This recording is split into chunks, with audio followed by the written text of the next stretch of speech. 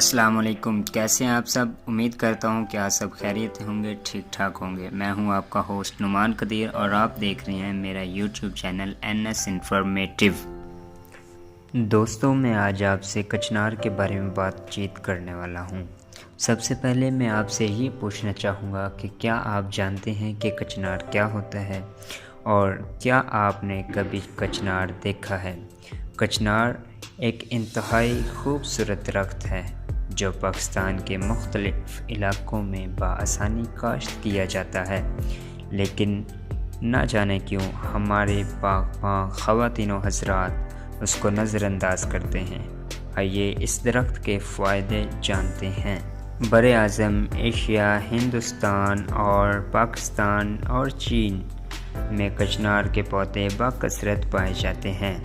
اردو، پنجابی اور ہندی زبانوں میں اسے کچنار کہا جاتا ہے، جبکہ بنگالی زبان میں کنچن کے نام سے معروف ہے۔ کچنار یا کچنال کا آبائی وطن ہندوستان سمجھا جاتا ہے۔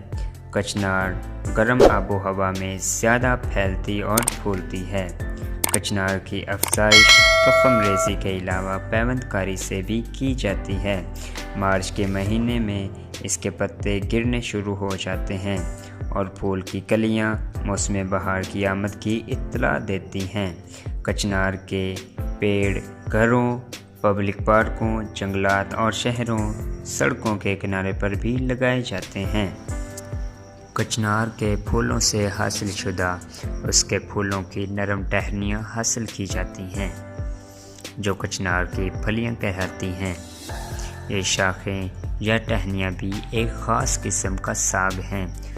ان پھلیوں کی مناسب کاٹ چھانٹ کر کے ان کی بھجیا بنائی جاتی ہے جو روٹی، چپاتی، پوری یا پراٹھے کے ساتھ کھانے میں انتہائی پرلطف اور خوش ذائقہ ہوتی ہے۔ جنوب مشرقی ایشیا کے عام باشندوں کی مرغوب غذا ہے۔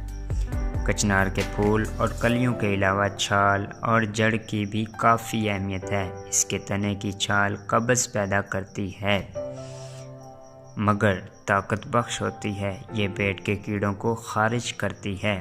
شاعروں نے کچنار کی کلی کو بہت ہی حسین و جمیل دوشیزہ قرار دیا ہے۔ کچنار کی کلی کو بہت ہی اہمیت کا حامل سمجھا جاتا ہے شاعروں کی نظر میں۔ کچنار کی لکڑی بہت مضبوط ہوتی ہے جس کی آیورویدک اور طب یونانی میں بہت ہی اہمیت ہے۔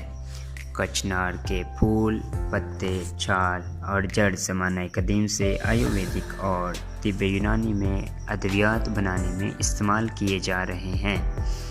کچنار کی کلیاں تنہا یا قیمے کے ساتھ بھی پکائی جاتی ہیں جو کافی ذائقہ دار ہوتی ہیں۔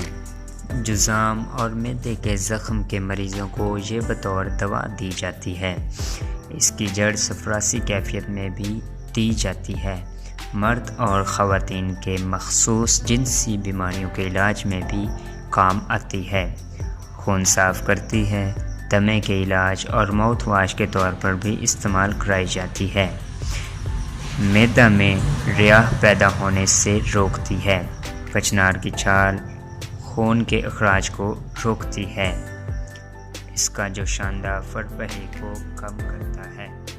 یہ فساد خون کا بہترین علاج ہے اور بواسیر کے مریض میں کچنار کا کھانا بے حد مفید ہے۔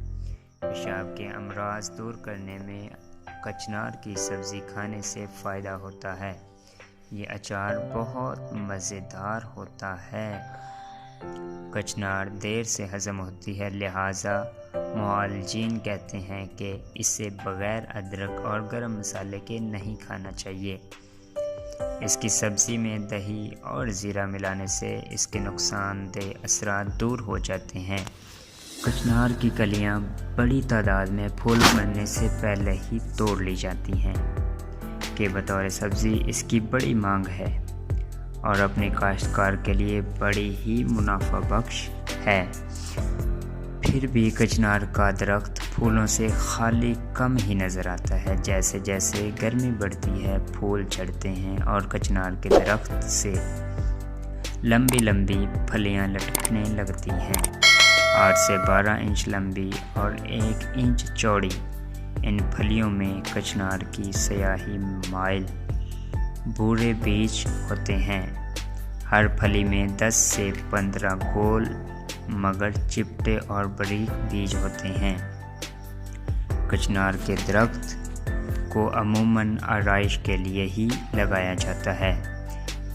इसके खुश रंग फूल तितलियों के लिए बड़ी पुरकशिश नज़ारा होते हैं और बाग की रौनक बढ़ाने का काम करते हैं। ये तितलियों की इससे मोहब्बत है या हुस्न।